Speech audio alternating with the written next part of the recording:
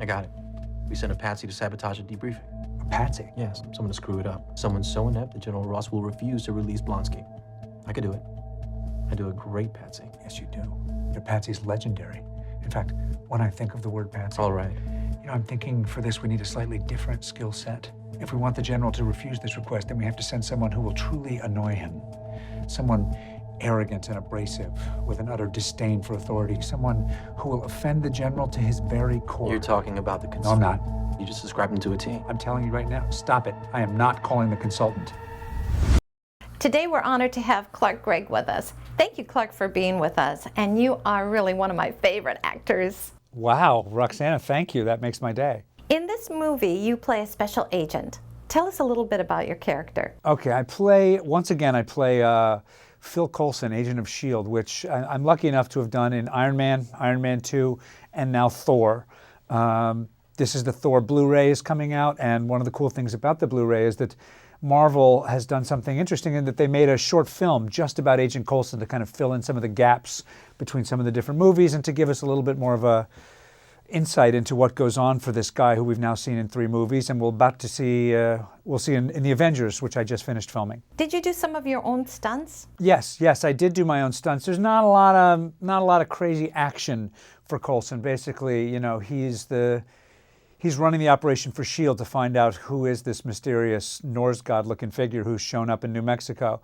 And a lot of what I have to do is to kind of intimidate people, crack a few jokes, and then order some big guys to do the hard stuff.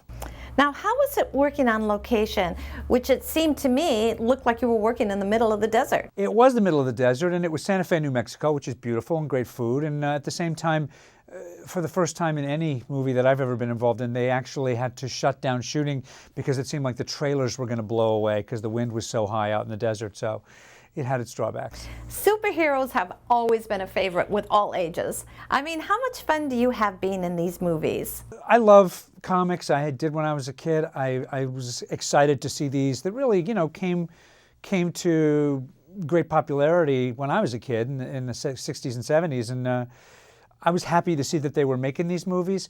But if it was just really about, like, let's see what the guy in the cape saves somebody from now, I don't think anybody would care much. But I think what's come out in the movies is that there was always a little bit more going on than that. It was kind of American mythology, and that the characters, you know, who had these great powers also had great demons and great challenges in terms of earning the right to use those powers and to kind of make these stories human. So when Marvel started to really write scripts that had that going on and to cast actors like, you know, Gwyneth Paltrow or Mark Ruffalo or Robert Downey Jr., it started to be something really that most actors would kill to be part of. I love that when I was watching this film, I was able to see the Marvel comic books come to life. Yeah, they've done an amazing job, Marvel, and I think people will be, you know, rewarded by their kind of investing in all these various chapters of the world when it all kind of comes together in the Avengers in the spring.